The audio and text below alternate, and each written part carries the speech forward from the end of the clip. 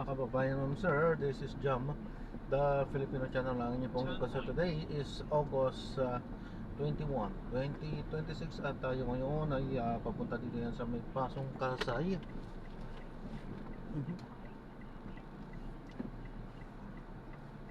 Ito, dali lang po Pasong Kasay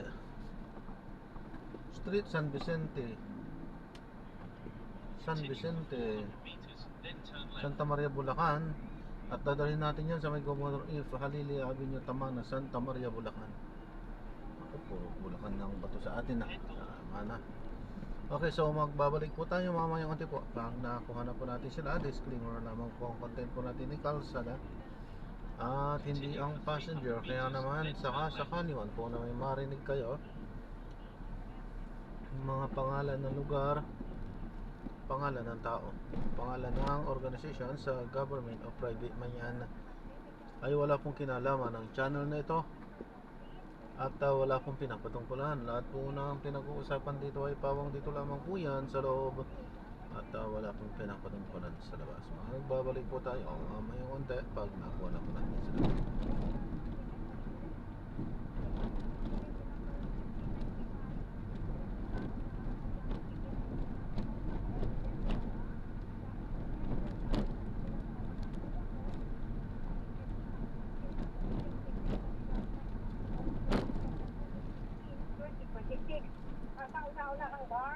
Parliamentary elections ay nariset sa September 14, 2026 sa ilalim ng Republic Act No. 12317 na nag-aamyenda sa Bangsamoro Organic Law.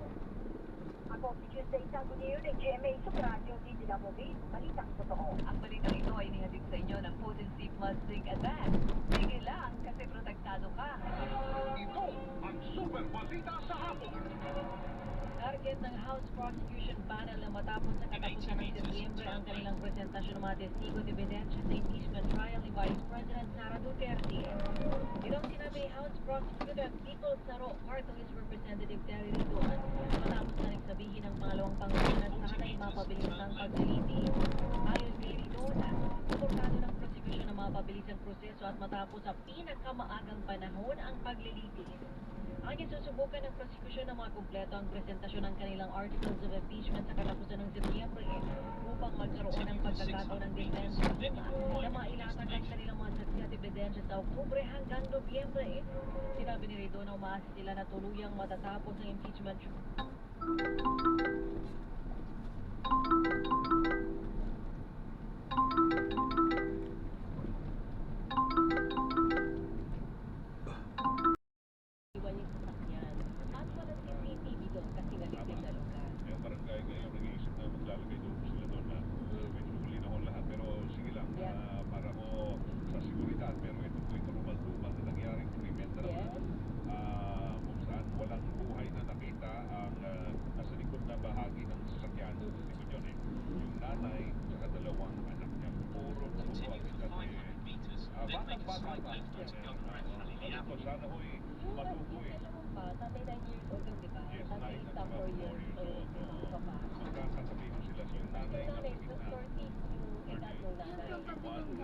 Sa area ng Bulacan.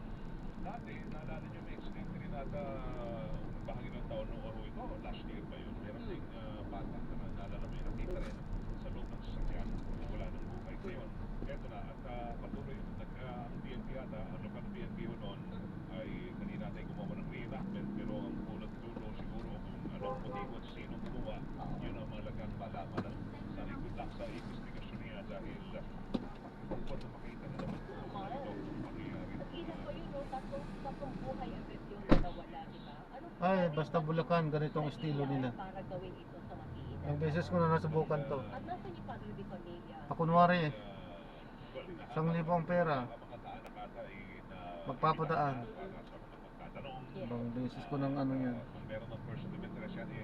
Bawal to.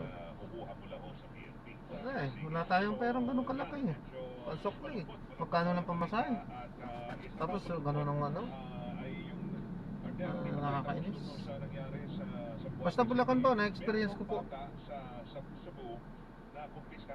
Bulacan lang ang gumagawa niyan. Sa experience ko. mo yan? Okay.